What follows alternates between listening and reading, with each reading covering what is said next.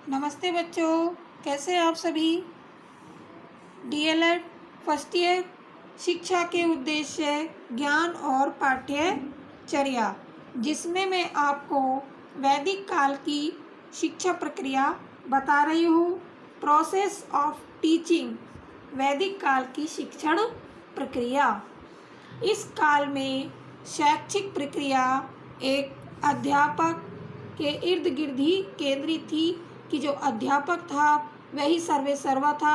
अध्यापक के आसपास ही जो शिक्षण प्रक्रिया है वो रहती थी। अध्यापक के द्वारा जो भी कार्य कराए जाते थे वे विद्यार्थी करता था। दूसरा आता है कि जो शिक्षा का माध्यम है वह संस्कृत भाषा थी। शिक्षा का माध्यम कौन सी भाषा थी? संस्कृत भाषा थी। शिक्षण की दो विधियां थी, एक तो मौखिक विधि और दूसरी चिंतन विधि। मौखिक विधि में विद्यार्थियों को मंत्र तथा ऋचाओं यानी ऋग्वेद के श्लोकों को कंठस्थ करना होता था। मौखिक विधि का लक्ष्य युगों से चली आ रही ऋचाओं को उनके मूल रूप में संरक्षित करना था।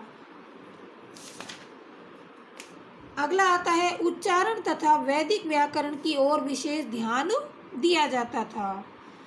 मनन चिंतन की तुलना में शिक्षण की उच्च विधि थी। चिंतन की तुलना में कौन सी विधि शिक्षण की उच्च विधि थी? मनन। मनन का अर्थ होता है ध्यान। जो ध्यान है उससे मन में वैदिक मंत्रों का अर्थ विकसित किया जाता था। एक छात्र को पाठ को कंठस्थ करता था कि जो एक छात्र है वो पाठ को कंठस्थ करता था।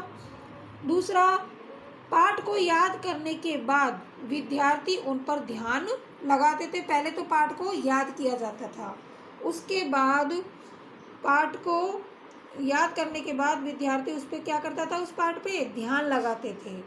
शिक्षण की जो विधि है उसमें विवेचन का स्थान था कि एक मंत्र अगर उसने बोल दिया, याद कर लिया, तो उसको विस्तार पूर्वक एक अध्यापक के द्वारा समझाया जाता था। पहले पाठ को याद कर लेने के बाद ही दूसरा पाठ पढ़ाया जाता था। यानी पहला पाठ जब तक विद्यार्थी को याद नहीं होगा, पूरी तरह से कंठस्थ नहीं होगा, तब तक उसे दूसरा पाठ नहीं पढ़ाया जाता था। पहला पाठ याद करने के बाद ही विद्यार्थी को दूसरा पाठ याद कराया जाता था। जो शिक्षण की विधि है प्रशिक्षुता पर आधारित थी। अब प्रशिक्षुता से क्या अर्थ है आपका? इसमें ये बताया गया है कि परिवार में उपनयन संस्कार से पहले उसे 12 धर्म रीतियों का अभ्यास करना होता था।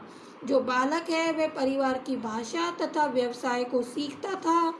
वह अपनी भावी जीवन के लिए तैयार होने के लिए पर्याप्त योग्यता विकसित करता था। इसलिए पहले उसे शिक्षण विधि की प्रशिक्षुता पर आधारित होना पड़ता था। स्कूल में स्मरण शक्ति को ज्ञान का आधार माना जाता था। जो विद्यालय थे वहाँ पर स्मरण शक्ति यानी याद करने की जो क्षमता है उसे ज्ञान का आधार माना जाता था। तो इस काल में ध्यान करना, स्मरण करना, अंतर्बोध, विचारों को संबद्ध करना तथा उनके अनुस्मरण करने पर बल दिया जाता था। याज्ञवल्क्य के स्मृति में स्मृति मन की संकल्पना इन विचारों पर ही आधारित है। मौखिक विधि औसत बुद्धि के विद्यार्थियों के लिए थी तथा जो चिंतन मनन विधि है वह किसके लिए थी? प्रतिभाशाली विद्यार्थियों के लिए। जो ये मौखिक विधि इसमें बता रहे हैं ये किसके लिए थी? औसत बुद्धि वाले विद्यार्थियों के लिए।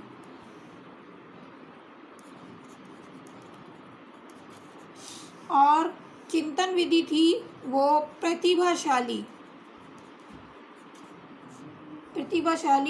विद्यार्थियों के लिए थी। मौखिक विधि औसत बुद्धि वाले बालकों के लिए और चिंतन विधि प्रतिभाशाली बालकों के लिए होती थी। तो इस प्रकार से जो वैदिक काल की शिक्षण प्रक्रिया थी वह एक अध्यापक के ऊपर आधारित थी। अध्यापक ही सभी कार्य करवाता था और अपने ही आज की जो शिक्षा है वो बाल केंद्रित शिक्षा है, लेकिन वैदिक काल की शिक्षा अध्यापक केंद्रित शिक्षा थी।